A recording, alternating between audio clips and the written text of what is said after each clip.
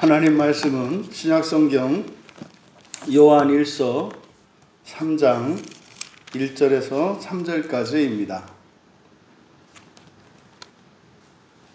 우리 같이 한 목소리로 함께 읽겠습니다. 보라, 아버지께서 어떠한 사랑을 우리에게 베푸사 하나님의 자녀라 일컬음을 받게 하셨는가. 우리가 그러하도다. 그러므로 세상이 우리를 알지 못함은 그를 알지 못함이라. 사랑하는 자들아, 우리가 지금은 하나님의 자녀라. 장래에 어떻게 될지는 아직 나타나지 아니하였으나 그가 나타나시면 우리가 그와 같을 줄을 아는 것은 그의 참 모습 그대로 볼 것이기 때문이니, 주를 향하여 이 소망을 가진 자마다 그의 깨끗하심과 같이 자기를 깨끗하게 하느니라. 아멘. 아멘. 어떤 사랑을 주셨는가라는 제목으로 말씀의 은혜를 나누고자 합니다. 바로 앞에 2장의 요한일서 2장의 끝에서 너희가 그가 의로우신 줄을 알면 의를 행하는 자마다 그에게서 난 줄을 알리라, 이렇게 되어 있습니다. 그런데 사실 이제 요한일서 2장의 끝부분은 바로 이제 참 소망에 대한 교훈인 거죠. 그 참 소망을 위해서 우리가 의를 행하며 살아가게 될 것이라는 겁니다. 그럼 사실 이 3장에서는 이 요한 사도는 바로 참 소망을 위해서 의를 행하며 살아가는 것. 사실 이제 우리는 이미 다 알고 있는 내용이겠습니다만은, 요한서신, 요한일서를 받고 있는 수신자들은 아직 예수님을 믿는 참된 소망이 무엇인지, 다시 말해서 구원이 무엇인지를 정확하게 알고 있지 못합니다. 이것은 오늘날도 예외가 아닙니다. 사람들이 예수님을 믿고 그리스도인이 되고 교회에 나와서 예배에 참여하고 이 교회 공동체 안에서 함께 생활하는 그 궁극적인 목적이 이때 이 편지의 수신자인 당시의 요한 공동체의 교인들과 그다지 다르지 않습니다. 우리가 구원이 무엇입니까? 당신이 왜 예수를 믿습니까? 왜 교회만 다녀야 합니까? 왜 예수만 믿어야 합니까? 왜 오직 성경만이 한 개인뿐만 아니라 온 인류의 유일한 소망이 되는 것입니까? 제가 여러 가지 식으로 이렇게 질문을 던졌습니다만 답은 하나입니다. 왜 신자들이 그렇게 갈등하고 번민하고 괴로워하고 때로는 죄책감에 시달리기도 하고 때로는 이렇게 교만해지기도 하고 하는 이런 교회 안에서 일어나는 여러 가지 이해할 수 없는 부정적인 모습들의 원인은 무엇이겠습니까? 답은 하나입니다. 궁극적인 그 구원의 의미를 모르기 때문이고, 또 성경을 가지고 있는 사람들은 알 수 있습니다만은 믿지 않기 때문입니다.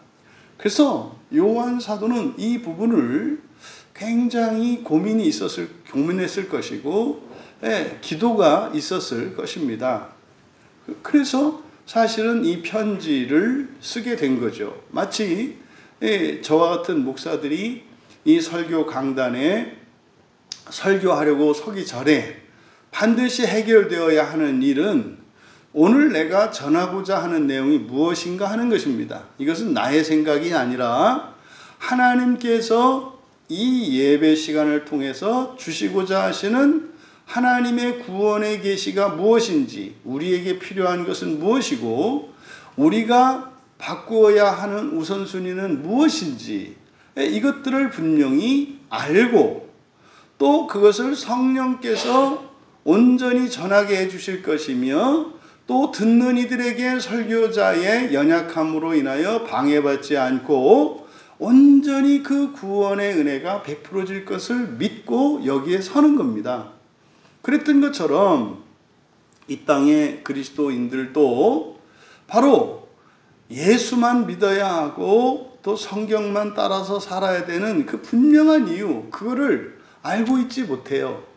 오늘 이 시간 최소한 이 시간 이 설교로 인해서 이 시대의 영적인 무지와 어둠이 벗겨지기를 바라고, 교회 안에 있는 사람이든 아직 교회 밖에 있는 사람이든 또 이전에 교회에 속했지만 교회에 떠나 있는 오해로 인해서 무지로 인해서 밖에 있는 사람들에게도 이 성령이 조명하시는 그 은혜와 역사가 나타나는 이 시간 되기를 진심으로 바랍니다. 근데 요한은 바로 그 부분에 대한 그 기도의 응답, 이것을 이제 사랑으로 받은 겁니다. 바로 사랑인 겁니다. 그러니까 하나님의 사랑을 사람들이 알지 못하고 또 하나님의 사랑을 오해하고 있기 때문에 바로 그 구원의 계시를 사람들이 받아들이지 못하는 것이라고 성령의 인도하심을 받은 것처럼 보입니다. 왜 이 말씀을 드리는가 하면 바로 이 3장에서 바로 앞에서 말씀했던 그 참소망, 사실은 그 참소망이 뭡니까? 하나님과 완전한 연합을 이루는 거란 말이죠. 하나님과의 완전한 연합을 이룬다는 것은 뭐겠습니까? 이제 물질적 존재가 아니라 영적 존재가 되는 것을 말하고, 그 영적 존재로 변화되는 것을 부활이라고 말하고, 부활 이후에 우리의 정체성은 더 이상 사람이 아니고 신이 되는 겁니다. 그것이 참 소망이거든요. 그런데 이게 사람들에게 받아들여지지 않는 거예요. 이때 사람들은 교회 안에 있는 신자들입니다. 신자들에게 그게 받아들여지지 않는 거예요. 사람이 신이 된다고요? 그 효과에 있어서는 사람들이 받아들이고 싶지 않을 리가 없겠습니다만은, 이것이 너무 동떨어진 것 같아서 이제 신자들이 그것을 받아들이지 않는 거죠. 이것은 아마 성령의 계시로 말미암아 요한 사도께서 이것을 이제 하나님의 사랑으로 연결짓고 있습니다. 그래서 3장의 시작이 하나님의 사랑을 거론하는데, 하나님의 사랑, 간단하게 이렇게 하나님의 사랑이라고 하는 것이 아니라 감탄문으로 보라. 이건 믿을 수 없는 일이죠. 보라, 어찌하여 이런 일이, 이런 거 아니겠습니까? 아버지께서 어떠한 사랑을 우리에게 베푸셨는가 이 말이에요. 아버지께서, 이때 아버지는 하나님 아버지를 말합니다. 부모, 육체의 부모가 아니라 이것은 온 세상을 창조하신 창조주 하나님 아버지를 말하는 거예요. 그러면 하나님 아버지께서 어떠한 사랑, 이때 어떠한이라고 번역된 이것이 어떤 종류입니다. 어떤 종류의 사랑, 어떤 종류의 사랑을 베푸셨단 말인가? 이거는 지금 요한 사도가요, 후행적으로 깨달은 것을 말해요. 그러니까 우리가 보통 부모님의 사랑을 알게 되는 것은 철이 들고 난 뒤잖아요. 그래서 하나님의 은혜와 사랑은 물론이고 부모님, 육체의 부모님들의 그 사랑과 은혜를 아는 것도 후행적입니다. 그래서 보통은 우리 옛 선인들은 그러지 않습니까?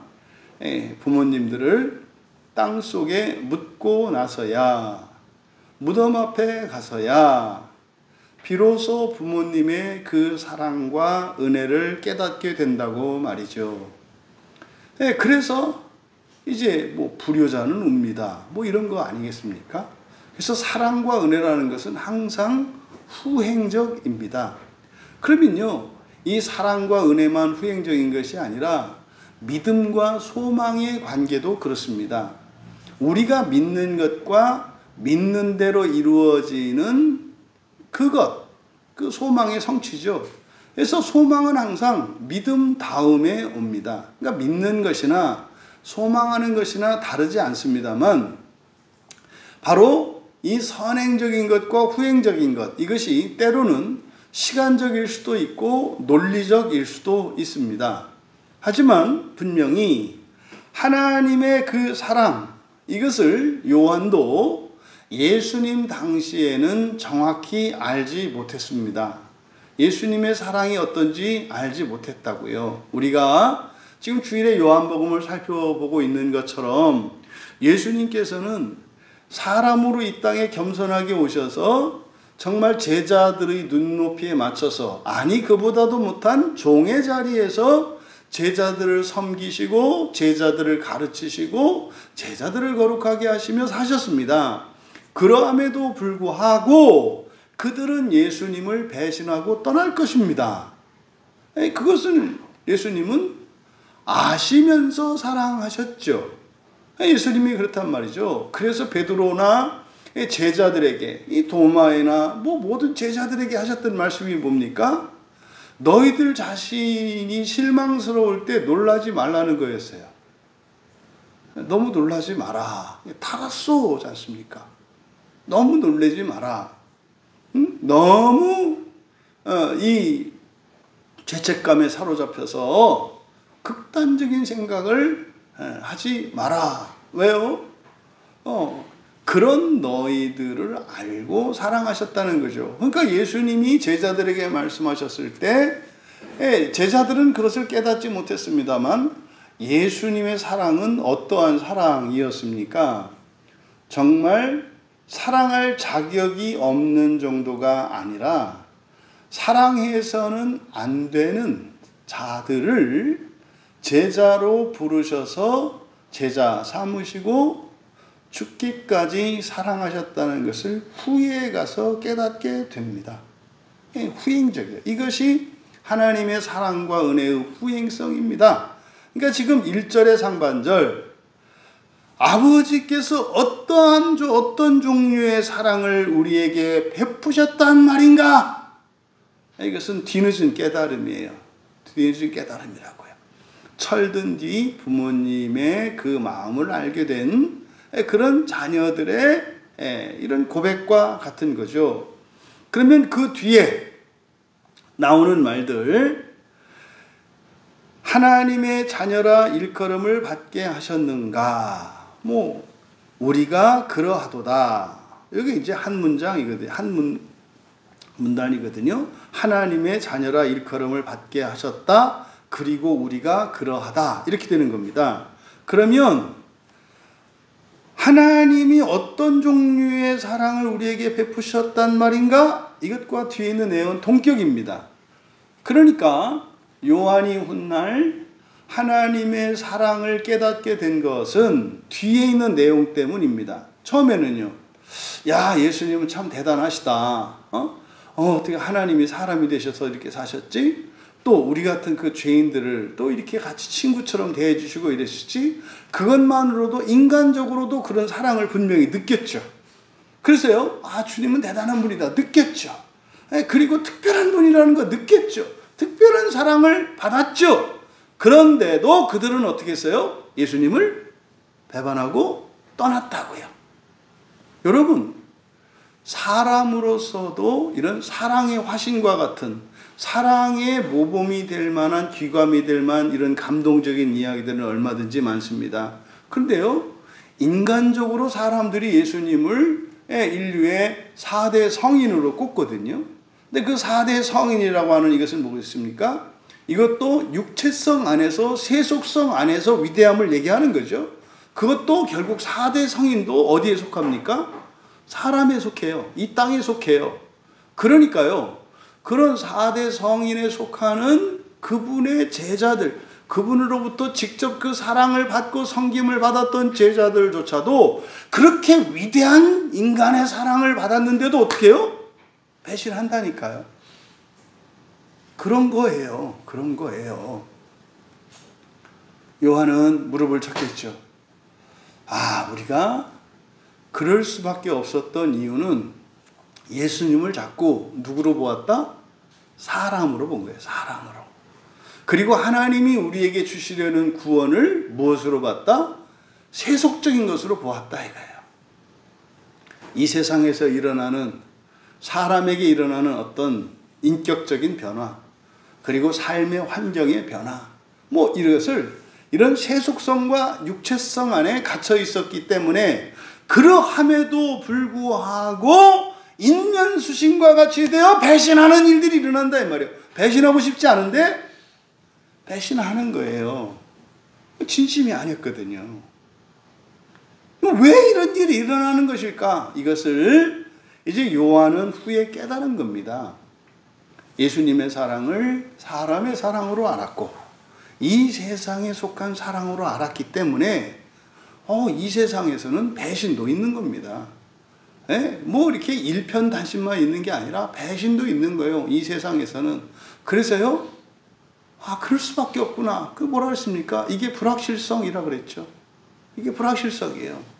그러니까 이런 딜레마, 이 세상을 살아가는 동안 우리가 겪는 이 딜레마는 운명적입니다. 이건 피할 길이 없어요. 이게 사람들이 자칫 잘못해서 이 불확실성을 없애려고 그냥 자기 암시와 확신으로 그냥 무장을 시키죠. 여러분, 그건 맞지 않다니까요. 그러니까 요한은 바로 하나님의 사랑이라고 하는, 우리들이 어떤 종류의 사랑했을 때 이제 요한 사도의 이 말씀에 어떤 종류의 사랑은 바로 이전에 요한이 생각했던 어떤 종류의 사랑, 가장 뛰어난 인간의 이 세상의 최고의 사랑, 이것이 요한이 알았던 하나님의 사랑이었어요. 사람으로서 이 세상에 속한 최고의 사랑. 여러분, 어떻게 하십시오? 서로 용서하십시오. 발을 씻겨 주십시오. 선한 고난의 삶을 결단하고 사십시오. 여러분, 우리가 이렇게 얘기를 하는데 이것조차 이 세속성과 육체성 안에 매일 수밖에 없다는 거예요. 그러니까 요한이 그랬다는 거예요. 근데 지금 여기서 어떤 종류의 사랑을 베푸셨는가 할 때 이게 바뀐 거예요. 이제 지금 요한이 이야기하려고 하는 아버지의 사랑은 어떤 사랑이에요? 인간적인 사랑이 아니라 신적인 사랑이고요. 이 세상에 속한 세속적인 사랑이 아니라 하늘에 속한 사랑인 거예요. 그래서 말입니다. 뒤에 보시면 앞에서는 아버지라고 했잖아요. 하나님 아버지라고 하지 않고 그냥 아버지라고 했고요. 이제 뒤에 가서 하나님의 자녀라 이렇게 되어 있거든요. 그러니까 이 아버지가 누굽니까? 하나님이라는 것을 의도적으로 이렇게 나타내고 있어요. 그런데 조심할 것이 있다. 우리말 성경에 하나님이라고 번역되어 있는 이 말은 고유명사로서의 하나님과 일반 명사로서의 하나님이 혼재되어 있다. 이것을 우리가 구분해야 된다 그랬어요. 그러면 하나님이라고 하는 호칭은 우리나라 기독교에서 고유명사로서 사용합니다. 근데 지금 여기에 사용된 하나님은 관사가 없는 하나님이에요. 그래서 이럴 때는 하나님이라고 하면 안 되고 신이라고 해야 한다. 그래서 여기서는 하나님의 자녀가 아니고 뭐예요? 신의 자녀.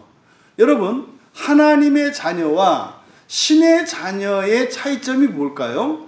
하나님의 자녀라고 하는 것은 하나님과 나의 부모와 자식됨의 관계, 이 관계를 나타내는 말이에요. 하나님의 자녀라고 하는 것은 그 고유명사로서의 하나님, 나는 그분의 자녀다 라고 하는 관계를 나타내는 것이고, 하나님이 아니라 신의 자녀다라고 할 때 신은 일반 명사라고 그랬잖아요. 그러니까 누구의 아버지를 나타내는 게 아니에요. 그래서 신의 자녀라고 할 때는 이것은 어떤 의미다? 신이라는 뜻이라고요. 그러니까 사람의 자식이 사람이듯이 신의 자녀는 신이다 이 말이에요. 그러면 제 아버님이 이제 고인이 되셨습니다만 김상자 섭자를 쓰셨다고요. 그러니까 제 아버님의 이름은 고유명사거든요. 그러면 누구의 아들, 제 아버지의 이름 뒤에 소유격을 붙여서 누구의 아들이라고 할 때는 저와 우리 아버님과의 이 부자 관계를 나타내는 말이라고요. 그런데 저희 아버님도 사람이셨거든요. 사람의 아들이라고 할 때는 뭐라고 하는 거예요? 사랑이라는 뜻이다 이 말이에요. 그래서 지금 여기에 하나님이라고 번역된 것은 잘못된 거다. 그래서 신이라고 해야 된다. 지금 여기서 이야기하고자 하는 것, 바로 그 하나님의 사랑의 인간성, 육체성과 세속성을 뛰어넘어 바로 신성, 그리고 천상의 그 수준으로 바뀐 것을 지금 나타내려고 한다 그랬잖아요. 그러니까 여기선 신의 자녀입니다. 그러니까 신의 자녀. 그럼요, 요한은 하나님의 사랑이라고 하는 그것이 그냥 단순히 감정적인 이런 사랑이 아니라는 거예요. 여러분, 우리의 인격성을 말할 때 어떻게 이야기하죠? 지, 정, 의, 그리고 열심, 이렇게 말한단 말이에요. 지, 정, 의, 열심. 이게 이제 인격성이거든요. 그런데 인격성은, 사람에게 인격성은 이게 나뉘어 있어요. 우리의 지성과 감성과 의지와 열심이 나뉘어 있어요. 그래서 사람마다 타고난 기질이 다르고 뭐 성품이 다르다 이렇게 말하지 않습니까? 뭐 이렇게 성격이 내성적이다, 외향적이다, 또 뭐 지성적이다, 감성적이다, 의지적이다 이렇게 나누지 않습니까? 왜요? 사람마다 강한 점과 강점과 약점이 달라요. 사람마다. 왜 그래요? 그걸 통해서 우리가 알 수 있는 게 뭡니까? 인격성이 서로 분리되어 있어요. 이게 일치를 이루지 않는다 이 말이에요. 어떤 사람은 그냥 뭐 정말로 전혀 뭐 이렇게 목석과 같이 감정을 이렇게 느끼지 못하는 이런 사람들이 있는가 하면, 어떤 사람들은 그냥 뭐 이렇게 지나가는 사람 표정만 보고도 막 마음이 무너지는 사람이 있지 않습니까? 이게 뭐예요? 굉장히 감성적으로 민감한 사람들이죠. 또 어떤 사람들은 지성적으로 이렇게 강한 사람들은 판단하고 분별이 된단 말이에요. 그래서 이렇게 말하는 것을 보고 행동을 보면은 그냥 사실이 이렇게 파악이 돼요. 근데 어떤 사람은요, 뭐 아무 판단을 느끼지 못해요. 이게 이제 지성이 강한 사람들이죠. 그런데 말입니다. 여러분, 부활하면 어떻게 될까요? 부활하면 우리의 지성과 감성과 의지와 열심이 말입니다. 있어요. 왜? 하나님도 인격적인 분이시니까 하나님도 인격성이 있거든요.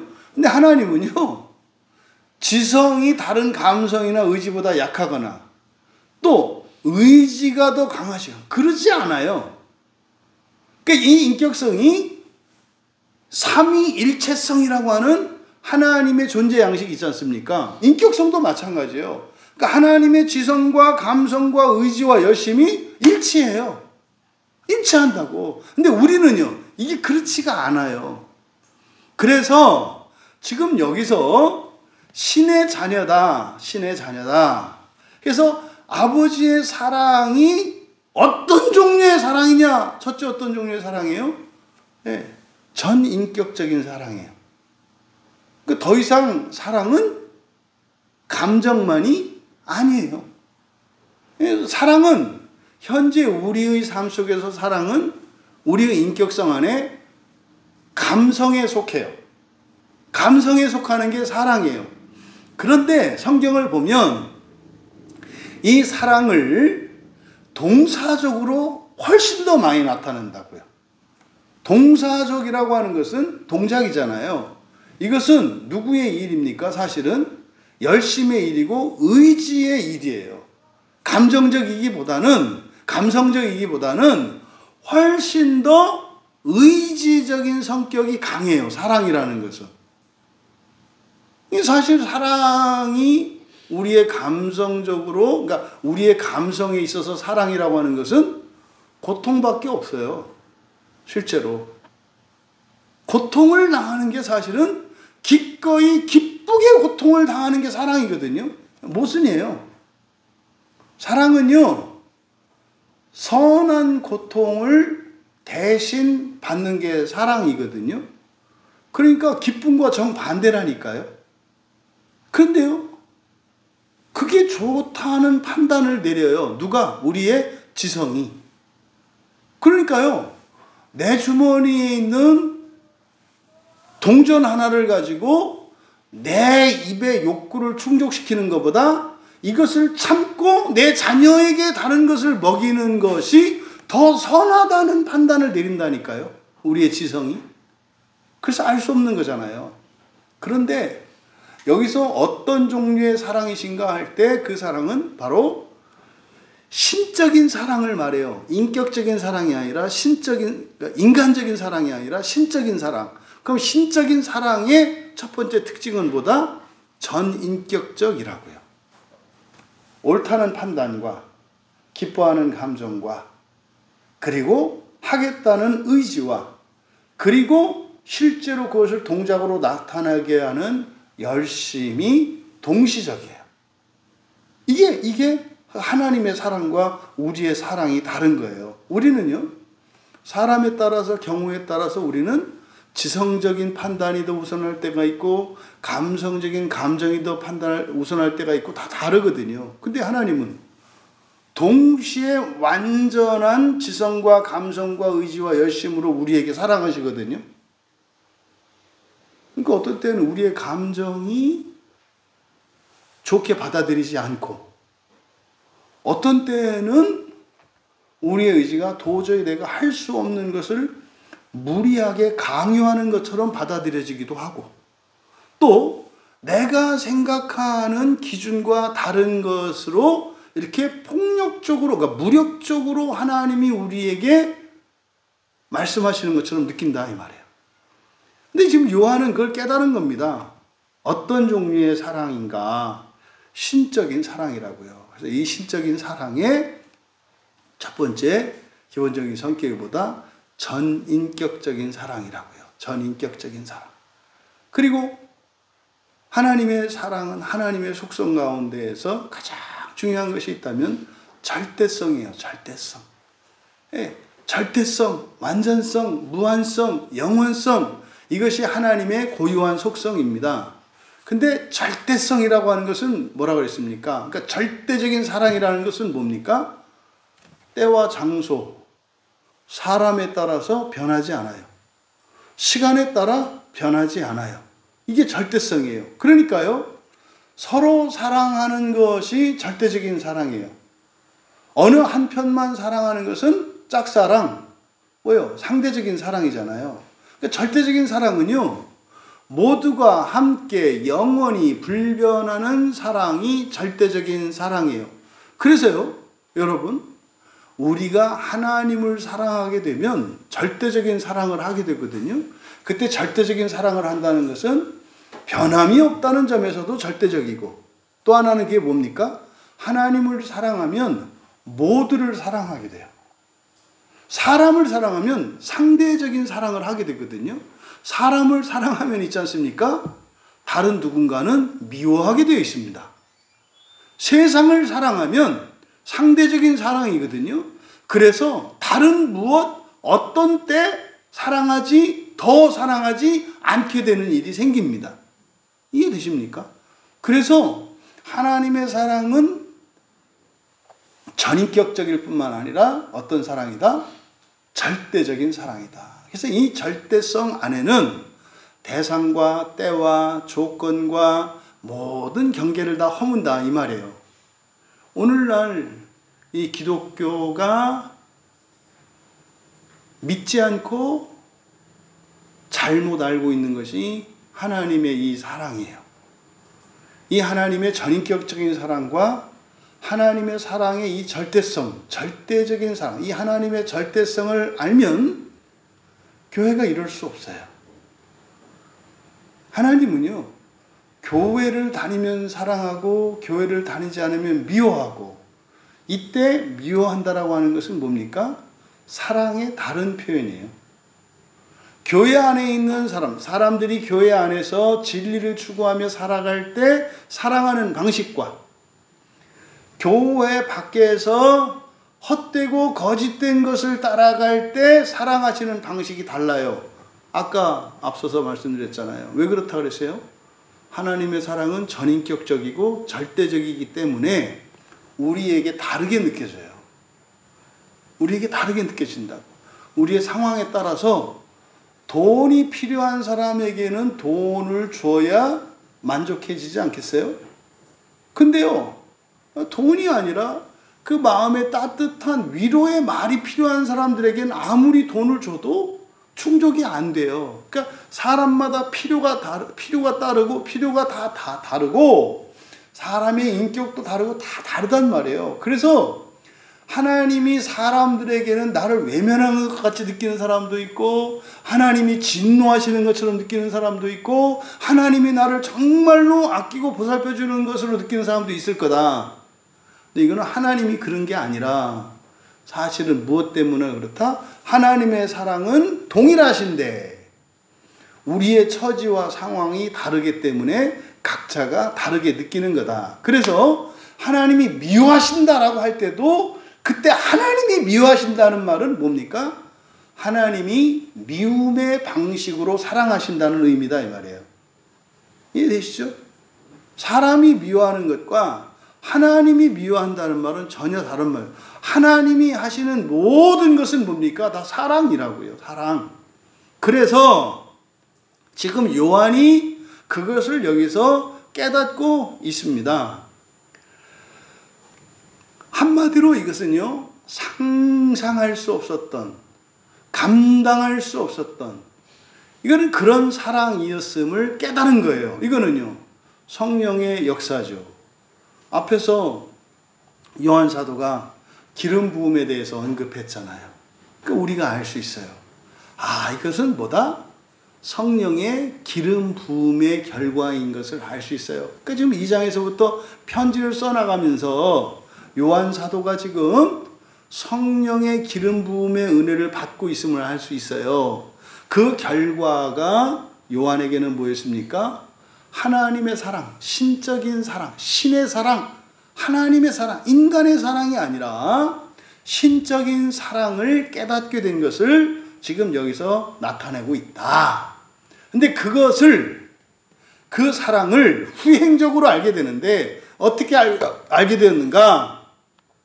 신의 자녀라. 지금 우리말 성경은 하나님의 자녀라 일컬음을 받게 하셨다. 여기서 일컬음을 받다. 이게 이제 칼레오거든요. 칼레오가 부르다라는 뜻이에요. 부르다. 부르다. 그럼 여러분, 부른다라고 하는 의미가 일반적으로 여러분이 누구를 부를 때는 어떤 의미입니까? 이게 그냥 말로만, 그러니까 그럴 수 있죠. 우리가 없는 자리에서 우리 이름이 불려질 수 있죠. 그때는 일컬어진다 말하죠. 우리가 없는 곳에서 우리 이름이 거기서 얘기할 때는 일컬어지는 거죠. 우리 이름이 이제 말하여지는 거죠. 근데 일반적으로 이 칼레오 부르다라고 하는 것은 현장을 대상으로 해요. 제가 여러분 중에 누구 한 분 이름을 부르면 제가 여러분의 주의를 환기시키고 관심을 나에게 집중시키는 거죠. 그래서 이 칼레오의 1차적인 의미는 부르다예요. 부르다. 이게 누군가를 부르는 겁니다. 그래서 여기서는 그냥 일컬음을 얻었다 이렇게 하게 되면 어떻게 돼요? 이거는 3인칭 시점, 전혀 이곳이 아닌 다른 곳에 대한 이야기가 된다 이 말이에요. 그래서 일컬음을 받다라고 이것은 번역을 하면 안 돼요. 왜? 우리에 대한 이야기니까. 우리에 대한 이야기니까. 그래서요, 여기서는 일컬음 받다라가 아니라 뭐예요? 그냥 부름 받았다 이렇게 번역하면 되는 거예요. 부름 받았다. 부름 받아 나선이 몸. 여러분이 부름 받은 첫 번째가 뭐라고 그랬어요? 여러분이 하나님으로부터 부름 받은 사건, 첫 번째 사건이 뭐예요? 출생이라고요. 이 세상에 태어나는 모든 사람은 삼신할머니가 나는 게 아니라 삼위일체 하나님께서 우리를 부르신 거예요. 그것도 희한하지. 그러니까 우리나라에서 그걸 왜 삼신할머니가 했다고 했는지 모르겠어. 그러니까 삼위일체 하나님이 우리를 부르신 사건이 뭐예요? 육체의 출생이에요. 이게 부르심 받은 사건이.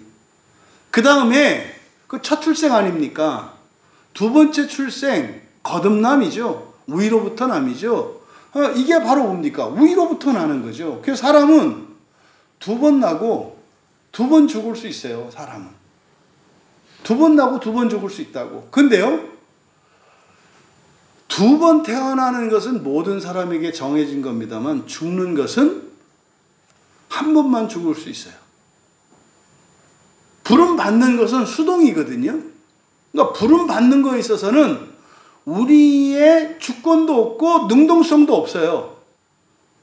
부름 받을 뿐이에요. 그런데 죽음은 첫째 사망과 둘째 사망이 있는데 첫째 사망은 정해진 거예요. 왜 그럴까요? 시작이 있으면 끝이 있는 거기 때문에 그렇습니다. 이거는 피조된 모든 피조물의 숙명과 같은 거예요. 그런데 둘째 사망은 여러분들이 선택하실 수가 있어요. 그러니까 둘째 사망의 해를 입지 않기 위해서 우리가 예수님을 믿는 겁니다. 그럼 여러분, 예수님을 믿는 사람이라 할지라도 둘째 사망의 해를 입을 수 있다 없다? 있다 이거예요. 지금 신약성경의 대부분이 편지들이거든요. 편지를 쓴 가장 근본적인 목적, 이유가 뭘까요?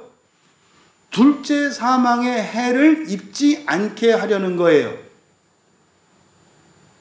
예수님을 믿고 따라온 제자들조차도 둘째 사망을 피할 수 있음에도 불구하고 둘째 사망 속으로 들어가요.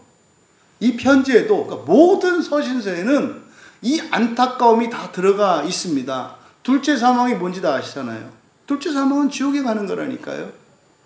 그러니까 예수님이 십자가에 죽어주심으로 모든 인류는 부활하게 되었어요. 그래서 부활은 보편적이에요. 흔히 말하는 신학적으로 보편주의, 보편구원론자라고 하는 분들이 어떤 부분은 맞고 어떤 부분은 틀려요. 또 제한구원론자들, 예정설에 입각한 제한구원론자들도 어떤 부분은 맞고 어떤 부분은 틀려요. 예를 들어서 부활을 하나님의 자녀, 다시 말해 신적 존재로 변화되어지는 부활 사건이 제한적이다. 그러면은 맞아요, 틀려요? 틀려요. 제한적으로 부활한다. 어떤 사람은 부활할 사람이 있고 부활하지 못할 사람이 있다라고 하면 틀린다 이 말이에요. 왜요? 예수 그리스도의 십자가의 사건은 무한 속죄이기 때문에 모든 사람이 부활할 수 있게 되었어요. 예수 그리스도의 공로로 말미암아서. 그런데 둘째 사망인 지옥에 가는 것은 예수 그리스도의 십자가 대속의 완전성 안에서 모든 사람이 부활할 수 있게는 되었습니다만 아직 남아있는 고난이 있어요. 그게 뭡니까? 지옥의 문제고 그것은 현생에서의 순종과 믿음의 문제예요.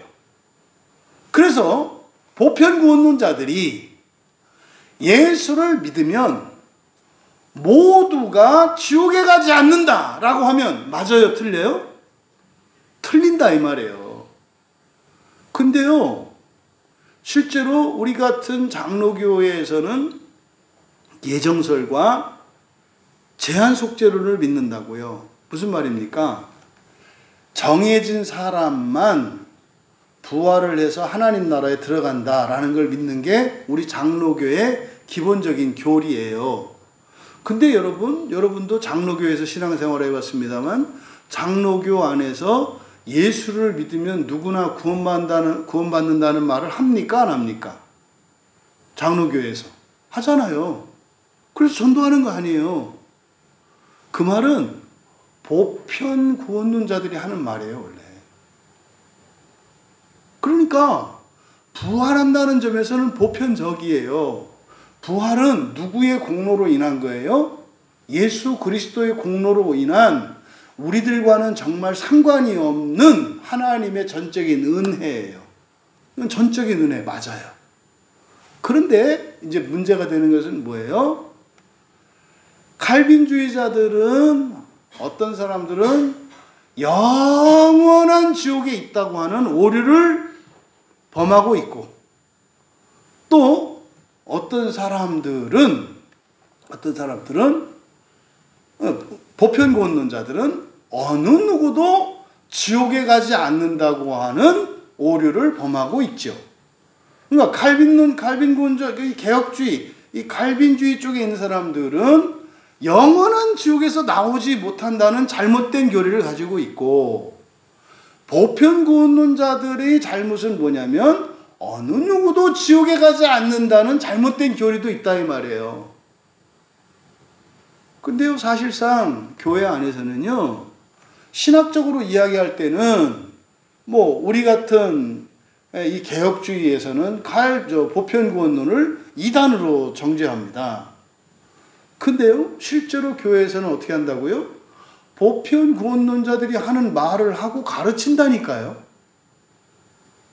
그러니까 요새 사람들 보는 것 같아요. 자기가 거짓말을 하면서 살고 있으면서 거짓말 안 하는 사람한테 거짓말하면서 살면 안 된다고 말을 해요. 뭔 말인지 아시죠? 아니, 죄는 지가 져놓고 거짓말은 지가 하면서 거짓말 안 하는 사람들한테 거짓말하는 사람이라고 말을 한다고요. 그러니까 우리 사회에서 일어나는 일이 누구 잘못이구나? 교회 잘못이구나.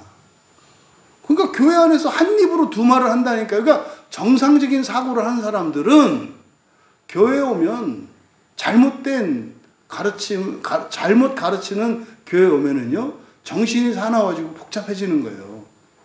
그러니까 이렇게 하라는 거야, 저렇게 하라는 거야. 그러니까 이것도 아니고 저것도 아니고. 그러니까 결국 교회가 아니라 절간이 돼버려요. 왜요?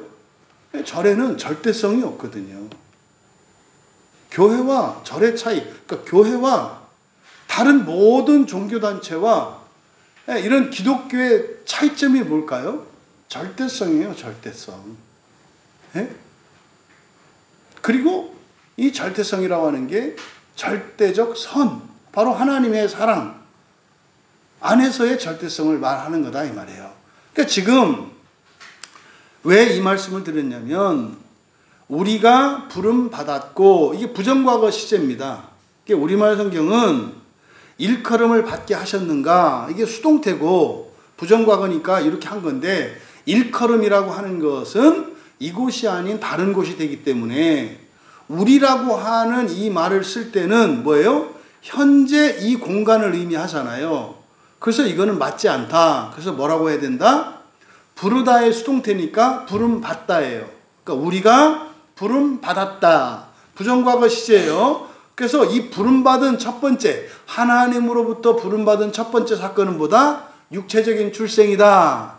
두 번째에 부름 받는 것은 뭐다? 거듭난 거다. 그리고 이 둘 사이에 끼어 있는 게 교회에 출석하는 거예요.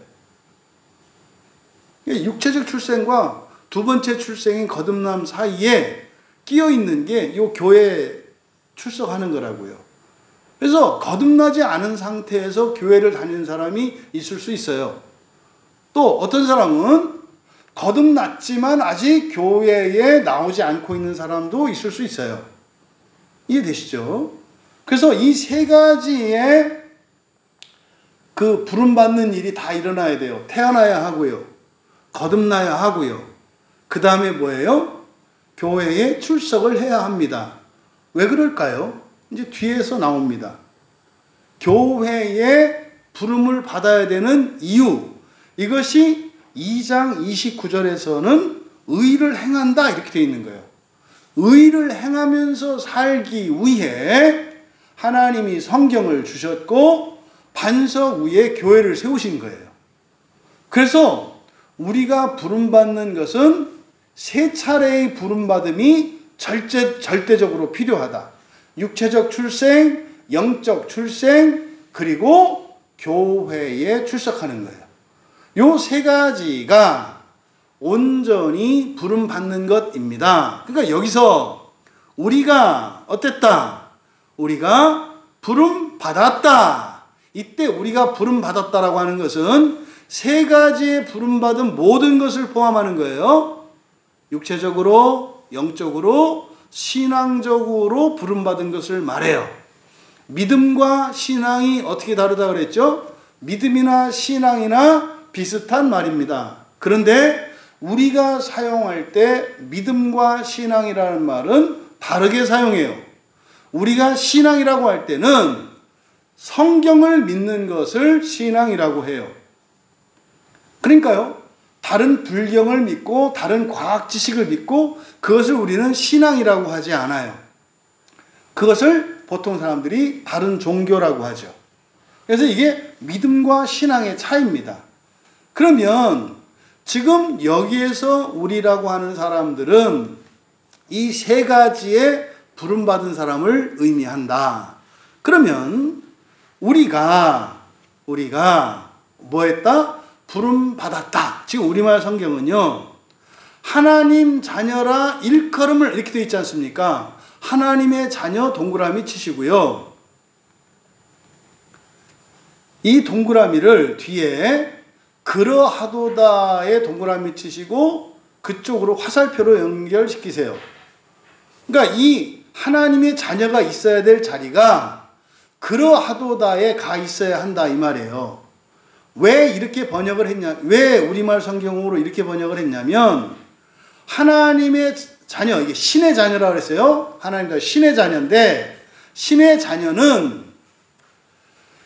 우리가 신의 자녀다. 우리들이 신의 자녀들이다. 우리의 보호예요. 근데 헬라어는 어디다가 갖다 놔도 상관이 없어요. 왜냐하면 그 단어 자체가 자기가 주어인지 목적어인지 보호인지 그리고 누구의 무엇인지가 단어 안에 다 포함이 돼요. 그래서요, 이 헬라어는 문장이 있으면 막 섞어놔도 찾아낼 수가 있어요. 그래서 일부러 헬라어 이 성경책은 이렇게 이걸 막 찾아내야 되는 일들이 많아요. 왜 그럴까요? 자꾸 생각하게 하느라고. 그래서 이게 지금 신의 자녀라고 하는 이게 주격이고요.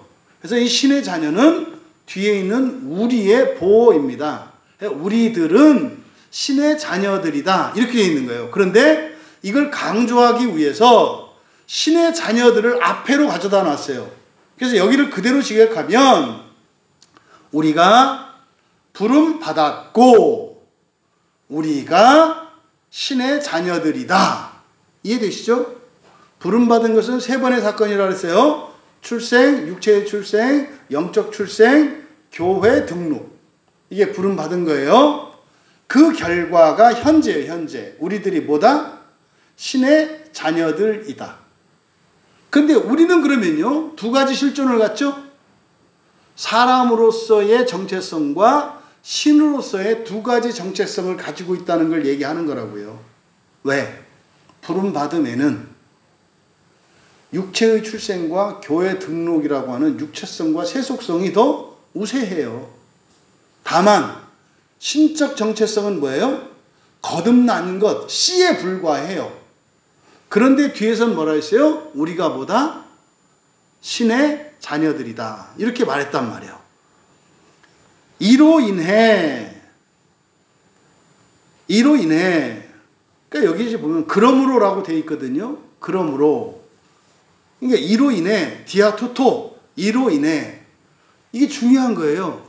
이로 인한다는 게 뭡니까? 바로 앞에 우리의 정체성이 뭐라 그랬어요? 사람이 아니라 신이다 그랬죠. 이것 때문에 이거예요. 이로 인해 우리가 신의 자녀들이다. 이로 인해 이게 여러분 굉장히 중요해요. 이로 인해 우리가 뭐이기 때문에? 사람이 아니라 신의 자녀들이기 때문에 이런 뜻이에요. 신의 자녀들이기 때문에 세상이 우리를 알지 못한다. 이해되시죠? 세상은 누가 사는 데예요? 여기서 세상 앞에 정관사가 붙어 있어요. 그러니까 그 세상이거든요. 그 세상은 첫창조 세상을 말해요. 첫창조 세상은 누구를 위해서 하나님이 만드셨어요? 사람을 위해서 만드셨어요. 사람을 위해서. 그런데 이 처창조 세상에서 우리가 뭐가 됐어요? 신의 자녀가 됐어요. 신은 원래 여기 있는 게 아니라 어디 있어야 돼요? 하늘에 있어야 돼요. 그러니까 하늘에 있어야 할 신이 이 땅에 있으니 말이 돼요, 안 돼요? 안 되죠. 여러분 생각해보세요. 여러분 아는 지인의 집에 갔더니 그 사람이 안방 침대에 있고 이것도 알 수 없네. 사람이 계집에서 살더라. 이게 또 이 세상이 하도 어지러워서 이거 그냥 상식적으로 생각을 하자고요. 에? 집에 대문을 열고 들어가니까 그 집은 개가 안방 침대에 있고 우리가 알고 있는 그 집주인은 개집에 살더라. 그럼 여러분 누가 그 집 주인이에요? 개가 주인인 거잖아요. 근데 등기를 떼보면 그 사람의 이름으로 돼 있어. 그럼 누가 주인이에요? 등기에 나온 게 주인입니까? 살고 있는 모양새가 주인입니까? 등기에 있는 게 집주인일 거 아니에요. 개가 집 팔아먹지 못하잖아요. 안방 침대에서 지가 살지는 몰라도 지가 그 집 소유권을 가지고 있지는 않잖아요. 소유권은 어디에 있어요? 문서에 있잖아요. 문서. 그럼 볼까요? 좀 위험하긴 한데 그냥 거기서 개집에서 사는 그 사람이 사실은 뭐예요? 문서상의 주인인 그리스도인인 거고. 그죠? 그럼 안방 침대에서 주인 행세하고 그 호사를 누리면서 사는 그 개가 예수를 믿지 않는 사람들인 거예요. 이게 혼란스럽잖아요. 그러니까 지금 이로 말미암아, 그러니까 이로 인해, 그러니까요, 우리가 무엇이기 때문에? 신의 자녀들이기 때문에 이런 뜻이에요. 그래서 그 세상, 첫 창조 세상이 우리를 알지 못한다. 여기서 우리는 사람으로서의 우리가 아니라 신의 자녀로서의 우리, 그러니까 우리의 신의 정체성을 알지 못한다는 뜻이죠. 여러분이 살고 있는 주변의 사람들이 여러분 모르지 않잖아요. 알잖아요. 근데 왜 모른다 그래요? 이때 모른다는 것은 뭐겠어요? 우리의 신적 정체성을 말하는 거죠. 우리의 신적 정체성을 모른다고요. 그러니까 교회 다니는 사람이나 안 다니는 사람이나 뭐예요? 그냥 똑같은 사람으로 보고 교회 다니고 하는 것을 그냥 뭐예요? 그냥 문화나 어떤 종교적 차이 이런 것으로만 본다 이 말이에요. 그러니까 왜 예수를 믿는지 뭘 말하고 저러고 사는지 이걸 알지 못한다는 거예요. 이유를 밝힙니다. 그러므로 그러니까 이로 인해 세상이 우리를 알지 못한다. 그러니까 알지 못하는 이유는 뭡니까? 사람들 사는 곳에 신의 자녀, 다시 말해 신들이 와 있으니까 그 사람들이 신이라는 것을 알 수 없다는 거예요. 그 이유. 우리말 성경은 그대로 하문 이렇게 되어 있습니다만 여기에 왜냐하면이라는 접속사가 들어가 있어요. 그러니까 우리를 알지 못하는 이유는 앞에 있는 우리가 신의 자녀들인 것이 알지 못하는 이유예요. 그리고 또다시 그 근본적인 원인. 왜냐하면, 그래서 또 다른 이유, 다시 말해서 세상이 우리를 알지 못하는 것을 원인과 이유로 설명하고 있어요. 그럼 뒤에 왜냐하면 그를 알지 못하기 때문이다. 이때 그는요, 하나님이에요. 그러니까 세상이 하나님을 알지 못하기 때문에 우리를 알지 못한대요. 그러니까 왜 사람들이 예수를 믿는지 도대체 왜 그러고 사는지 알 수 없는 이유. 첫째, 우리의 이중적 정체성을 모르기 때문이라는 거예요. 이중적 정체성. 그러니까요, 똑같은 사람으로 아는데 예수를 믿고 교회 다니는 사람들은 또 하나의 정체성을 가져. 그게 뭐예요? 신이라고요. 신의 자녀라는 정체성을. 그러니까 사람 사는 세상에 신의 정체성을 가졌다고 하니까 믿지 못한다 이 말이에요. 또 하나, 하나님을 알지 못하기 때문에 그렇대요.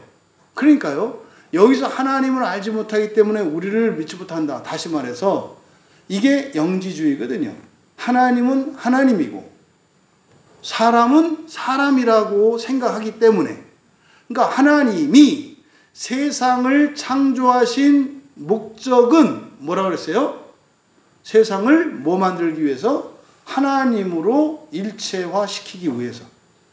이 하나님의 영광을 위하여라고 하는 이 말에 들어가 있는 이중적인 의미예요. 여러분, 하나님의 영광을 위해서 사십시오라고 할 때는 목표를 하나님 되는 거, 신 되는 거라 그랬죠. 결국 바꾸어서 보면, 하나님 입장에서 보면 하나님이 하나님 아닌 사람을 만드셔서 결국 이 사람을 만드신 목적이 뭐한 거예요? 하나님의 확장이라고요. 무슨 확장? 사랑의 확장이라고요. 그래서 사람이 세상 사람들이 그리스도인들을 알지 못한다. 그러니까 여러분, 절대 여러분들이 예수님을 믿지 않고 심지어 교회를 다니는 사람이라 할지라도 구원이라고 하는 것이 부활을 위한 것이고, 부활이라는 것은 사람이 신이 되는 것이라는 것을 알지 못하고 믿지 못하는 사람들하고는 말이 되지가 않아요. 왜? 그들은 우리를 알지 못하기 때문입니다. 알지 못하는, 사람들이 알지 못하는 이유, 우리의 존재적인 신적 정체성이라고 하는 이것을 알지 못하기 때문에. 또 하나, 하나님이 그저 높으시기만 하신 것이 아니라 또 하나님이 그래서 창조하신 목적이 하나 되게 하시기 위한 것임을 모르기 때문에 그러니까 우리를 알 수 없다고 이야기한 거예요. 여러분, 아버지의 사랑이 결국은, 하나님 아버지의 사랑이라는 게 결국 그냥 단순한 감정이 아니라 뭐라는 겁니까? 하나님이 당신을 사랑하십니다. 요한은 이게 그냥 하나님은 너를 사랑해, 인간적인 이게 아니라는 거예요. 예전엔 그렇게 알았다는 거예요. 지금은 어떻게 알았다는 거예요? 하나님이 당신을 사랑합니다 라고 하는 뜻은 뭐다? 하나님이 당신을 신으로 만드십니다 라는 뜻이다 이 말이에요. 하나님이 당신을 사랑하십니다. 이거는 당신이 신이 될 겁니다. 하나님이 당신을 신으로 만들 것입니다 라는 얘기라는 거예요. 그런데 지금 당장은 사람들이 그것을 알지 못한다. 하지만 언젠가 반드시 깨닫게 된다는 겁니다. 그럼 여기서 우리가 얻을 수 있는 지혜가 있어요. 하나님의 그 사랑 안에서라야 사람은 인생의 진정한 목적과 그 가치를 알고 자유와 평안을 누리고 행복해질 수 있어요. 하나님의 사랑을 안다는 것은 내가 신적 존재로 부르심 받았다는 것을 아는 거예요. 사람이 신이 되는 이유는 무엇 때문이라는 거예요? 하나님의 사랑 때문이라는 거예요. 하나님은 사랑이시다. 무슨 말입니까?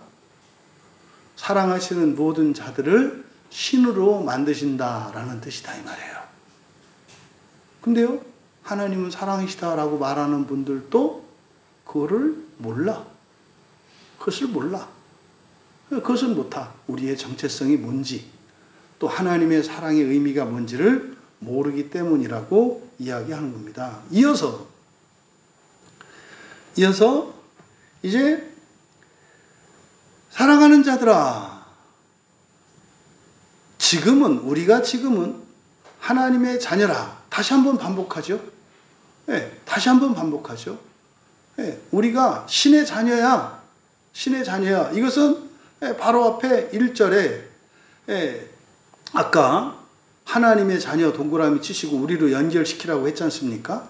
그 그대로 반복하는 거예요. 우리들은 신의 자녀들이다. 그런데 말입니다. 장래에 어떻게 될지 아직 나타나지 않았다. 이게 무슨 말입니까? 현재 우리가 그렇다, 안 그렇다? 아니다, 이 말이에요. 아니다. 우리가 아무리 봐도 우리는 뭐다? 신의 자녀가 아니라 그냥 사람의 자녀다, 이 말이에요. 뭐 교회 다니는 사람이 뭐가 달라? 뭐 이런 거죠. 그래요. 똑같은 사람이구만. 뭐 교회 다니나 절에 다니나 무신론자나 똑같은 사람이지 무슨 사람이 교회 다닌다고 갑자기 변해? 네, 변해요. 변한다고요. 그때 변한다는 것은 인격의 변화를 말하는 게 아니라고요. 본성의 변화를 말하는 거라고요. 본성의 변화는 뭐라고요? 신의 자녀 되는 거라니까요. 근데 사람이 그걸 왜 몰라요?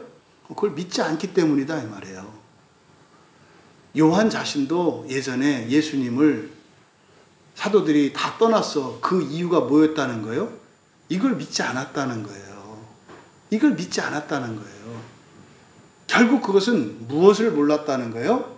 하나님의 사랑을 세속적이고 육체적인 사랑으로 알았다는 거예요. 근데 지금 깨닫게 된 것이 뭐예요? 성령의 기름 부으심으로 말미암아 사람의 사랑, 세상의 사랑이 아니라 신의 사랑, 천상의 사랑인 것을 알게 되었다고, 이제서야 알게 되었다고. 그러니까 예수님이 그렇게 사셨던 게 이해가 된다고.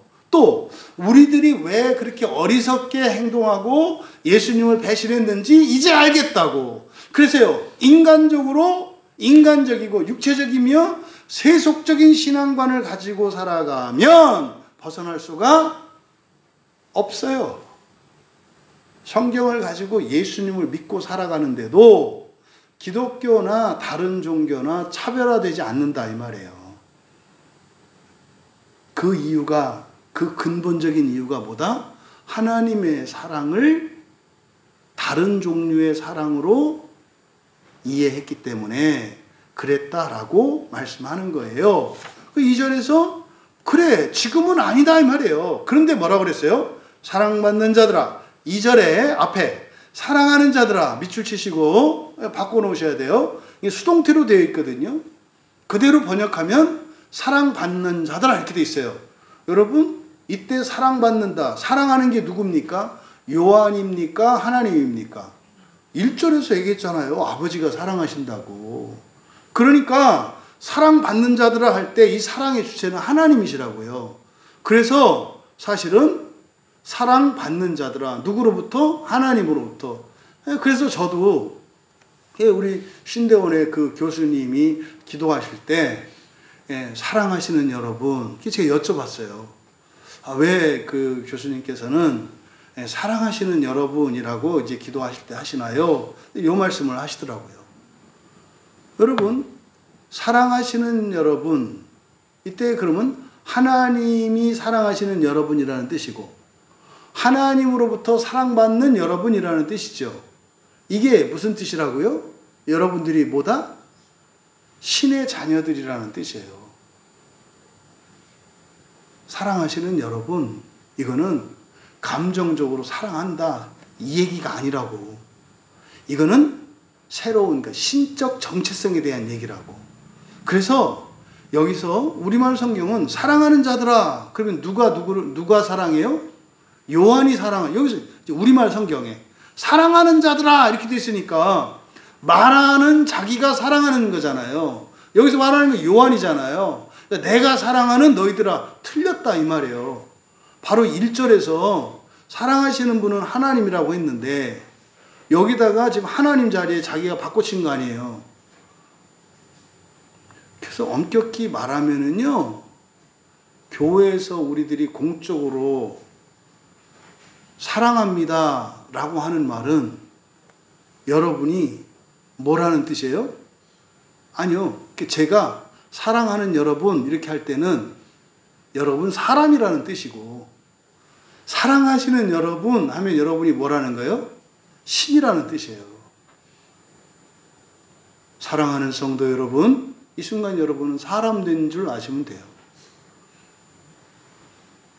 사랑받으시는 여러분, 아니면 사랑하시는 여러분 하면 여러분을 뭘로 보는 거예요?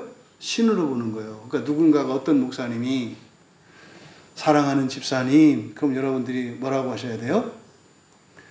저는 더 이상 사람이 아니에요. 이게 가벼운 얘기가 아니에요.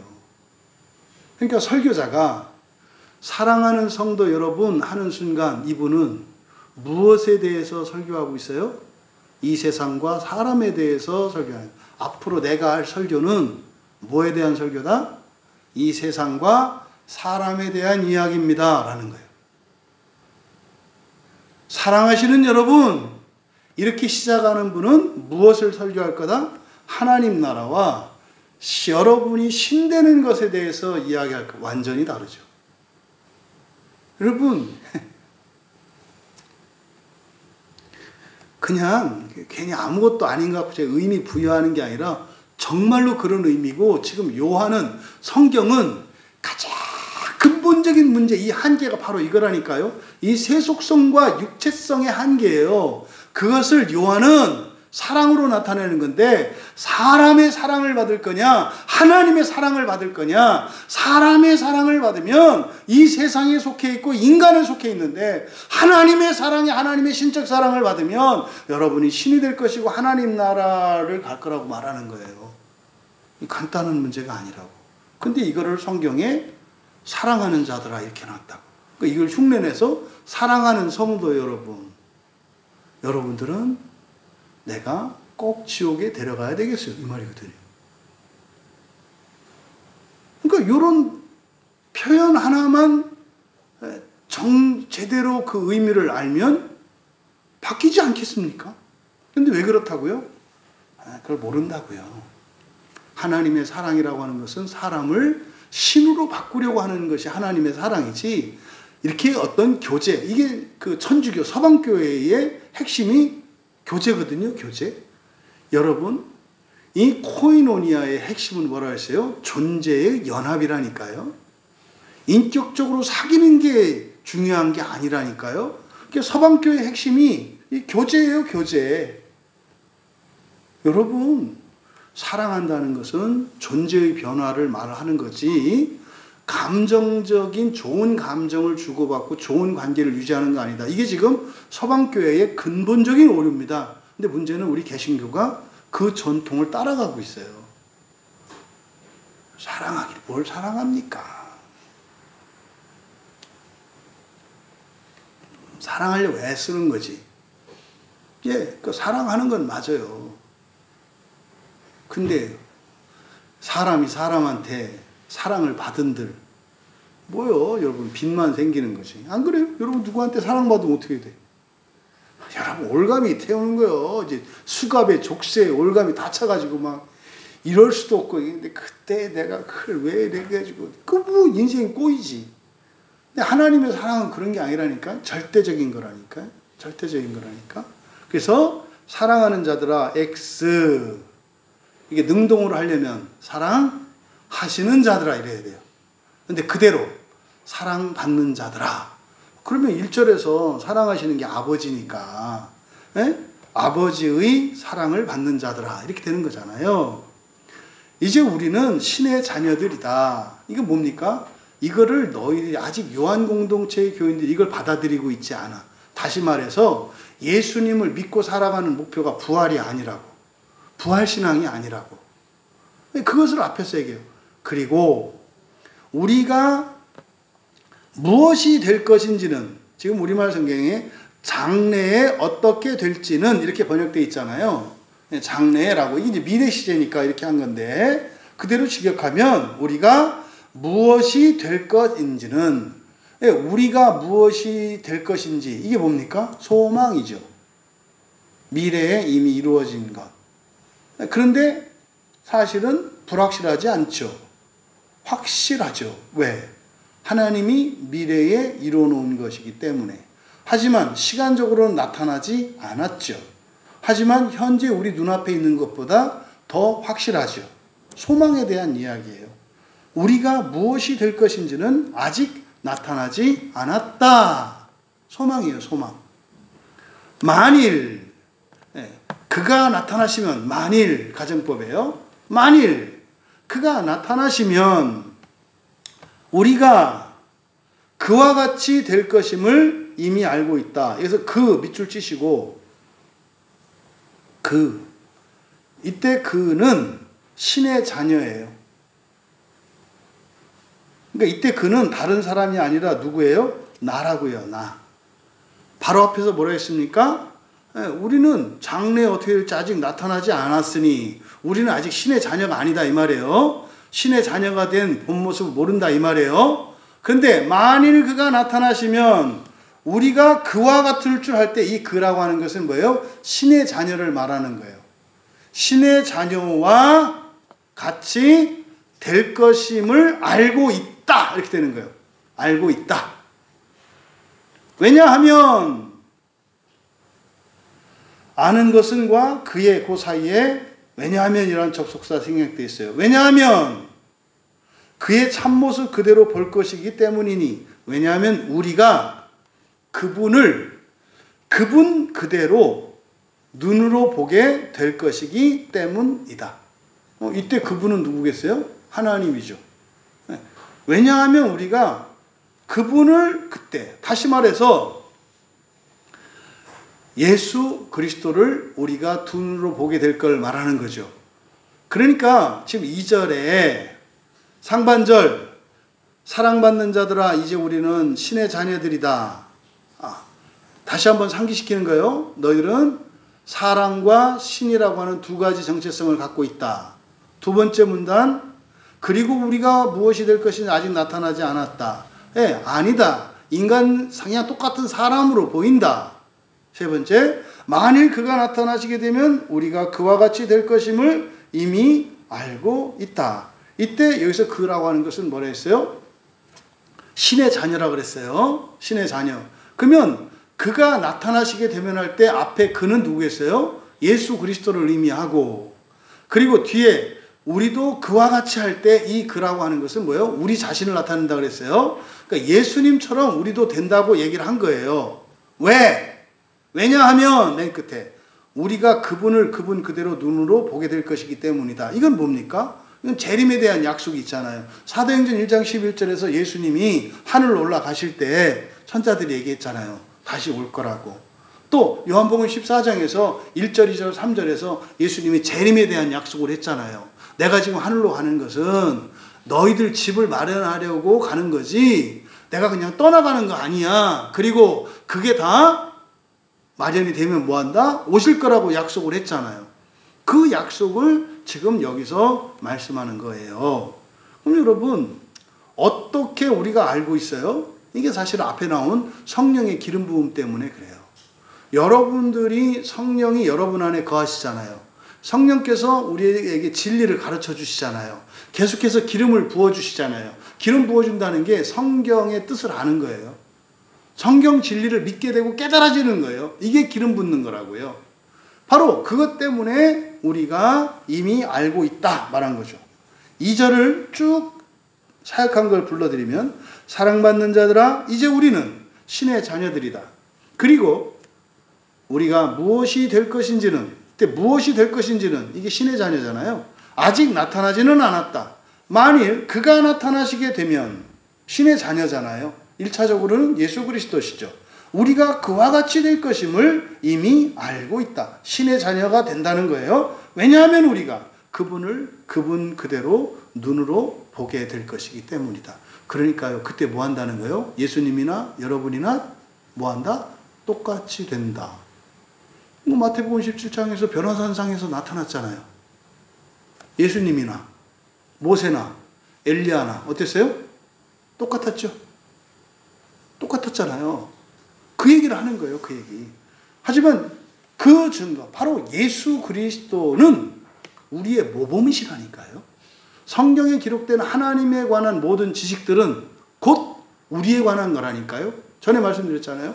공의적 속성, 비공의적 속성 이렇게 나누어서 얘기합니다만 공의적 속성은 인격성, 인성을 말하는 거고 비공의적 속성은 신성을 말하는 거라고. 그동안 신학체계에서는 인성은 우리도 닮아. 그래서 공의적 속성. 근데 신성은 우리는 닮을 수 없어. 그래서 비공의적 속성. 하나님만이야. 이게 이신론이라니까요. 제가 다윗이 골리앗을 향해 돌을 던지는 것처럼 진짜로 이건 제가 세계 신학계에 도전을 하는 거예요. 비공유적 속성은 인성이 아니라 신성에 관한 것이고, 이것은 우리 그리스도인의 뭐에 관한 거다? 부활 이후의 우리의 모습에 관한 거라고요. 그러니까 그동안 우리 신학책에서 공유적 속성과 비공유적 속성으로 나누어서, 공유적 속성은 하나님과 우리가 공통된 것이고, 비공유적 속성은 우리와는 전혀 상관이 없는 하나님께만 속한 것이고, 이게 지금 틀렸다고 말씀을 드리는 거예요. 공유적 속성이나 비공유적 속성이나 그리스도인 모두에게 주시는 하나님의 구원의 계시입니다. 공유적 속성은 육체로 이 세상을 살아가는 동안 우리들이 다다를 수 있는 한계입니다. 하지만 비공유적 속성은 우리가 육체로 살아가는 동안은 나타나지 않습니다. 하지만 부활 이후에 되어질 것입니다. 그러니 우리의 신앙 안에서 비공유적 속성조차도 결국 종말론적으로는 다 그것이 누구에 관한 것이다? 우리에 관한 것이다. 이 부분은 집사님 잘 편집해서 올려줬으면 좋겠어요. 일부러 그래서 다시 했어요. 이어서 3절에 주를 향하여 이 소망을 가진 자마다, 2절에서 이미 소망에 대해서 말했죠. 지금 3장에서 다루는 게 참 소망이 뭔지를 설명하는데 하나님의 사랑과 연결 짓는다 그랬잖아요. 그래서 그 참 소망이 뭐예요? 신의 자녀. 신의 자녀 되는 게 참 소망이야. 이게 부활이야. 그것을 2절에서 뭐라 했어요? 장래에 어떻게 될지 그대로 직역하면 우리가 무엇이 될 것인지, 이게 소망이에요. 부활 이후를 말하는 거예요. 아직 나타나지 않았다. 근데 결국 그게 뭐다? 신의 자녀, 완전한 신의 자녀 되는 거예요. 이것을 3절에서 뭐라 했습니까? 주를 향하여 진하게 가입혀. 이게 완전히, 이 전치사가 주를 향하여가 아니고요. 이 향하여라고 하는 전치사는 요한복음에서 중요한 전치사라고 그랬잖아요. 프로스라고. 그거는 뭐라고 번역해놨어요? 함께라고 번역해놨잖아요. 여기도 엉뚱한 데다 또 향하여를 해놨어요. 여기 향하여라고 번역한 이 단어는 에피예요, 에피. 에피는 위에서거든요. 위에서. 그러니까요, 주를 향하여 이 소망을 가진, 그러니까 하여튼 말도 잘해요. 이런 의미가 아니라 이 소망은 어떤 소망이다? 그의 위에 있는 이 소망이에요. 예수님이 뭐라고 그랬어요? 어디에 교회를 세우신다고요? 반석 위에 세운다고 그랬잖아요. 반석 위에. 그리고 그 위에 사도들이 모퉁이 돌로 이렇게 있잖아요. 그래서 예수님이 모퉁이 돌이라고 할 때는 그냥 모퉁이 돌이 아니라 반석을 모퉁이 돌이라고 얘기하신 거예요. 모퉁이 돌은 연결하는 역할이라고 그랬잖아요. 그러니까 반석 위에 있지 않은 게 없잖아요. 그러니까 반석은 모든 것을 연결하죠. 그러니까 예수 그리스도 위에 있는 걸 말한다고 그랬어요. 그러니까 지금 여기서 똑같은 표현 요한복음에서 하는 거하고, 그래서 그의 위에 있는 이 소망, 그는 예수 그리스도시잖아요. 그의 위에 있는 이 소망을 가진 모든 자는, 그러니까 반석 위에 세운 자는 똑같은 뜻이에요. 반석 위에 세운 자는 그의 깨끗하심과 같이 자기를 깨끗하다 가입표. 여기서 깨끗하다는 이렇게 번역하면 안 되는 단어예요. 이게 하그니조라는 말이거든요. 하그니조는 하기오스, 거룩한이라는 뜻이고요. 하그니조는 그러니까 뭡니까? 거룩하게 하다예요. 거룩하게 하다. 여러분, 거룩한 것이, 거룩하다의 개념이 뭐죠? 하나님께 속한다, 하나님과 같이 된다는 뜻이에요. 물론 하나님께 속한 거니까 깨끗하고 좋겠지. 근데 중요한 것은, 여기서는 깨끗한 게 중요한 게 아니라 거룩하게 한다라고 하는 것은 뭐예요? 본성의 변화를 말하는 거예요. 거룩하게 한다는 것은. 그래서 이 하그니조라고 하는 이 단어가 요한복음 11장 55절에서 성결하게 하다 이렇게 번역돼요. 그리고 이 단어는 성경에 그렇게 많이 쓰이지 않습니다. 이 하그니조는 신구약 성경 전체가 부활을 위한 구원의 계심을 나타내는 중요한 단어예요. 하그니조는 뭐라고요? 신약 성경이나 구약 성경이나 부활의 구원을 위한 것임을 가르쳐주는 중요한 단어라고요. 깨끗하게 하다, 정결하게 하다, 이것과는 다른 단어예요. 여기서 이 하그니조, 그래서 깨끗하게를 진하게 엑스표라고 한 거예요.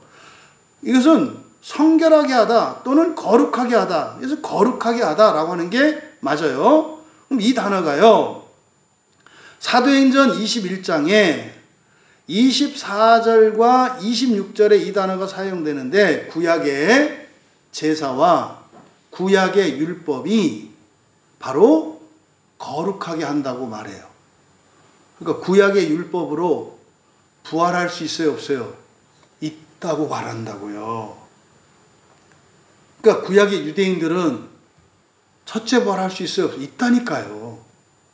그러니까 율법이냐 복음이냐 나누는 이분법 자체가 매우 잘못된 거고, 그것의 원인이 되는 게 이 하그니조라고 하는 단어를 그냥 깨끗하게 하다, 정결하게 하다라는 단어의 동의어 정도로 취급한 것 때문에 그래요. 하그니조는 그렇게 하면 안 된다고요. 이거는 본성을 바꾸는 걸 말해요. 그래서 사도행전 21장 24절과 26절을 통해서 구약의 제사법이나 이런 율법이라고 하는 율법이 뭐다? 성결하게 하기 위한 은혜의 방편이다. 다시 뭐예요? 부활을 위한 거다 이 말이에요. 근데 구약의 이스라엘이 왜 넘지 못했어요? 세속성을 넘지 못했다고. 이 세상에서 위대한 나라가 되는 거라고 생각을 했다고. 이 세상에서 훌륭한 사람이 되는 게 하나님의 자녀 되는 거라고 생각을 했다고. 또 그뿐만 아니라 야고보 사도가 아니라 예수님의 형제인 야고보, 예수님 동생이죠. 야고보서의 그 저자 야고보는 예수님의 제자 야고보가 아니라 예수님의 형제예요.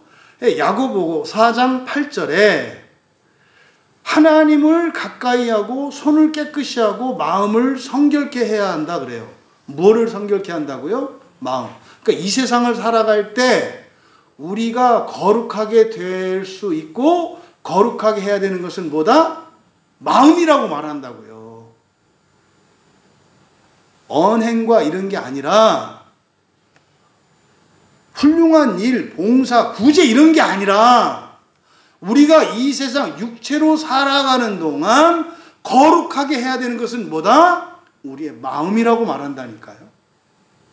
그런데 마음이 거룩하게 대한 증거와 표시로서 인격의 변화와 환경의 변화가 나타날 뿐이라고요.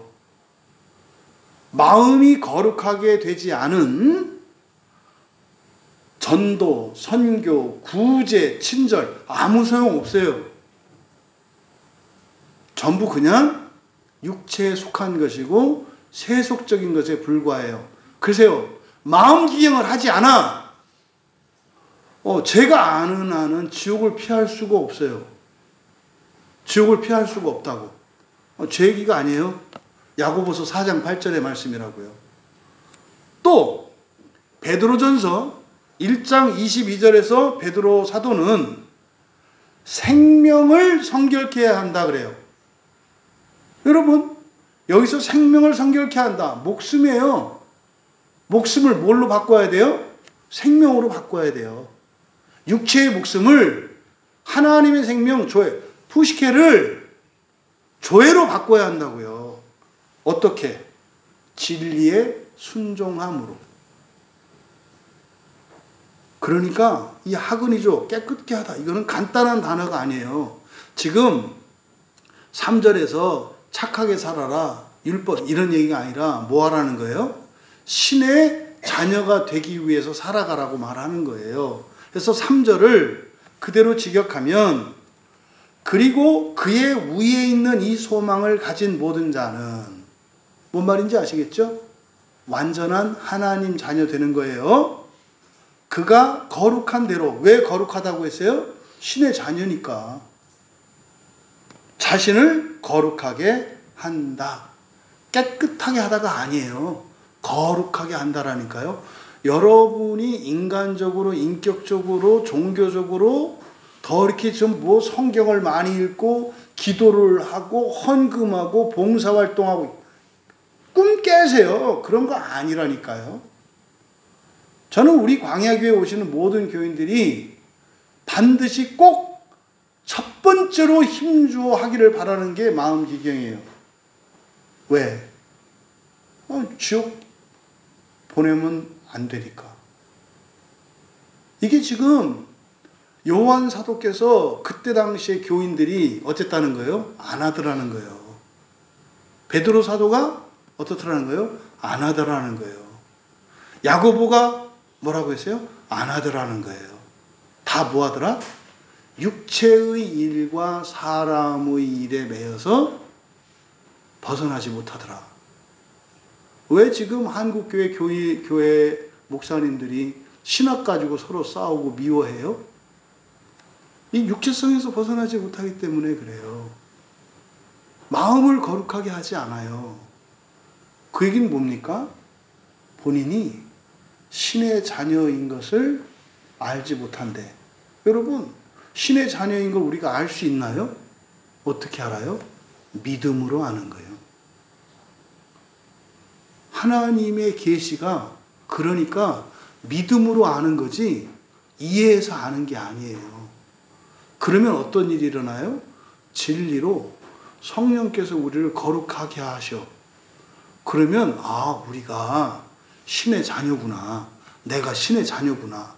내가 완전한 신의 자녀가 되는구나. 라고 하는 것을 알게 돼요. 이것을 지금 말씀하는 것입니다. 여러분, 부활과 첫째 부활의 소망을 여러분들이 가지고 있습니까? 그렇다면 당신은 거룩한 자라는 증거라는 거예요. 거룩하지 않은 자는 그런 소망을 가질 수가 없다는 거예요. 그러면 혹시 우리 광야교회 교인들 중에서도 첫째 부활이 여러분의 소망이 되지 않습니까? 그럼 여러분, 첫째 부활은 성경에 기록된 구원의 계시라는 것을 알잖아요. 그럼 여러분들이 여러분의 그것이 소망이 되지 않아. 그럼 뭡니까? 최고의 가치가 되지 않은 거거든요. 그러면 이성적으로 지금 감정의 방해를 받고 있거든요. 그러면 여러분의 소원이 뭔지 생각해 보세요. 여러분의 소원이 첫째 부활을 능가하는 것인지 생각해 보라고요. 그거는 생각 하나마나 금방 알아요. 왜냐하면 저의 요구 자체가 이미 답을 정해놓은 질문이라는 걸 알아요. 아니, 부활이라는 게 신이 되어가지고 천사들을 부리면서 막 창조자가 되는 건데, 뭐 이 세상에 그것보다 더 좋은 게 어디 있어요? 없잖아요. 그죠? 그러니까 여러분들이 소원하는 것은 그거에 못 미친다는 거 다 안다고요. 또 여러분이 소원하는 건 다 이루어지지도 않죠. 그런데 왜 첫째 부활의 소망을 소원으로 품지 않냐고. 이상하잖아요. 안 믿어져서요. 원래 안 믿어지는 거라니까? 그건 어떻게 되는 거예요? 그것보다 더 좋은 소원이 있거든. 그것을 믿는다면 이해가 되지만 그것도 아니고 그 소원조차도 이룰 수 없는 당신이 돈 드는 것도 아니고 힘드는 것도 아니고 성경대로 믿는데 왜 싫어하냐고. 그게 마귀의 역사라니까요. 첫째 부활의 소망을 우리가 몰랐던 때를 억울해하고 통탄해야 할 일이죠. 그 계시를 아는 순간 눈이 뒤집혀야 돼요. 인생이 바뀌어야 돼요. 내가 첫째 부활할 사람이고 그걸 위해서 하는 거였어? 그러니까 과거에 뭐 상처, 뭐 원망, 불만, 미래에 대한 염려 다 사라져요. 아무 상관없어요. 죽음? 그까짓 게 대수입니까? 죽어서 지금 첫째 부활하면 더 좋지. 왜? 우리가 왜 살아요? 살고 싶어서 살다기보다는 뭐 하는 거다? 살아주는 거다. 살아주는 거다. 왜? 하나님이 부탁하셔서. 하나님이 부탁하셔서 살아주는 거잖아요. 뭐가 겁나요? 에? 속으로 은근히 바라기는 오늘이라도 좀 불러주셨으면 하는 게 우리 소원이지. 에? 근데 지금 그리스도인들부터 보세요. 그저 더 살라고 그냥 악착같이, 이게 뭐예요? 쇠속성과 육체성에 매여 있다는 확실한 증거잖아요. 잘 살고 못 사는 게 뭐가 그렇게 대단해요? 예, 유리한 거 있어요. 근데 여러분이 부자 되고 잘 되고 커지는 거 굉장히 위험합니다. 일 엄청 많이 해야 됩니다. 지금처럼 사시면 안 돼요. 10배로 더 어렵게 사셔야 돼요. 그러니까요, 바라기도 바라지만 속에서 잡는 거예요. 우리가 뭐 능력이 없어서 이렇게 사는 줄 아나? 절제하기 때문에 이렇게 사는 거지. 그렇지 않아요?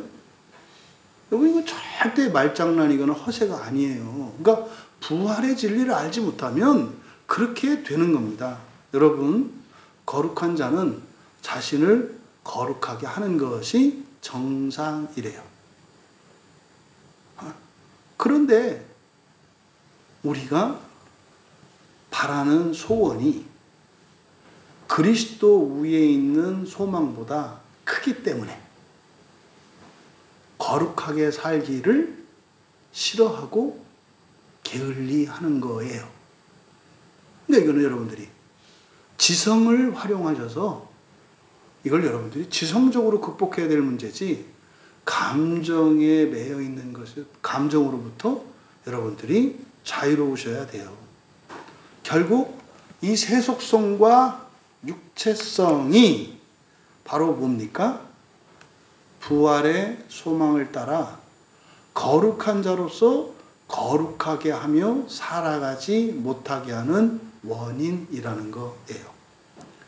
여러분, 우리의 참 소망은 결국 부활인데 그것을 요하는 하나님의 사랑이라고 말해요.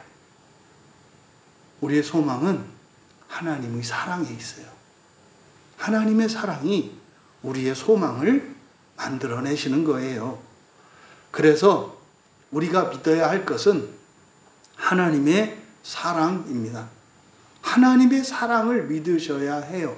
왜요? 하나님의 사랑이 우리의 소망, 다시 말해 우리의 부활의 원인이고 근거이기 때문에 그렇습니다. 그래서 하나님의 사랑을 믿고 새로운 정체성, 즉 신적 정체성의 완성, 그것이 완성되는 소망을 품고 살아가야 합니다. 그러니까 가끔은 여러분들이 어떤 생각을 하셔야 돼요? 천사를 부리시면서 창세기 1장에 있는 그 창조를 어떤 별에서 하고 있는 여러분의 모습을 상상하셔야 해요. 반드시 성취될 것이기 때문에. 그랬을 때 여러분이 하나님 닮아가기 위해 사랑으로 서로를 섬기며 거룩하게 살아가게 되는 겁니다. 그럼 우리가 하나님의 사랑을 어떻게 믿을 수 있을까요? 독생자를 보내주셨잖아요. 독생자를 보내주셨다나 역사적 사실이잖아요. 그분이 우리를 위하여 십자가에서 대신 죽어주셨잖아요. 그러니까 우리가 하나님의 사랑을 믿을 수밖에 없는 확실한 증거가, 이유가 있어요. 그리고 여러분들이 태어났잖아요. 태어났잖아요. 그것이 하나님의 사랑의 증거입니다. 그렇게 참 소망을 위해 거룩하게 살아가실 수 있는 하나님의 사랑을 믿는 우리 모두 되시기를 주님의 이름으로 축원합니다. 우리 말씀을 생각하며 함께 기도할 때 여러분의 사랑, 여러분이 느끼는 하나님의 사랑은 어떤 종류의 사랑이십니까? 이 세상에 속하고 사람의 사랑인 것입니까? 아니면 하늘에 속한 신의 사랑인 것입니까? 또 여러분의 소망은 어디에 있습니까? 사람의 자녀됨에 있습니까? 신의 자녀됨에 있습니까? 이 시간 오늘 말씀을 통해서 하나님, 나의 두 가지 정체성, 사람으로서의 정체성과 신의 자녀, 다시 말해 신으로서의 이 정체성 가운데 신의 정체성을 위해 살게 하옵소서. 그리고 사람의 완성에 소원을 품는 자들이 아니라 우리 안에 있는 하나님 자녀됨, 신성의 완성을 소망으로 삼고 살아가게 하옵소서.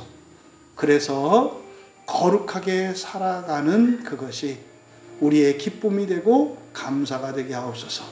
함께 기도하시고, 나라와 민족을 위해 기도하실 때 이 나라가 저는 태풍 가운데 있다고 생각을 합니다. 태풍 뒤에 바다가 깨끗해질 것입니다. 먹구름도 찌든 공기도 다 밀려갈 줄 믿습니다. 하나님, 정말 이 대통령 선거라고 하는 이 사건이 우리 민족의 지금까지의 반만년의 모든 역사에 태풍이 되게 하옵소서. 악하고 더러운 것들, 추하고 미운 것들 다 드러나게 하시고, 이 대통령 선거 기간을 통해 말끔히 씻어주시고, 정말 우리 민족이 또 우리 한국 교회가 거룩해질 수 있는 은혜의 기회 되게 하여 주시옵소서. 바라옵기는 정말 온 국민이 한 마음 한 뜻으로 정말 우리가 존경할 만한, 그리고 존경받을 만한, 그리고 나라와 민족과 시대를 위하여 헌신 봉사할 수 있는 지도자를 분별하고 선택하여 선출할 수 있도록 은혜를 내려 주시옵소서. 특별히 한국교회가 영적인 사명, 부활의 사명입니다. 본연의 사명, 이 부활의 사명을 회복할 수 있도록 기도해 주십시오. 정말 하나님의 사랑을 알지 못하는 목회자들이 없게 해 주시고, 정말 신의 자녀의 정체성의 회복을 위해 교회가 있고 성경이 있다는 것을 믿게 해 주시고, 그래서 이 땅의 한국교회가 참다운 부활 구원의 사명을 감당케 하옵소서.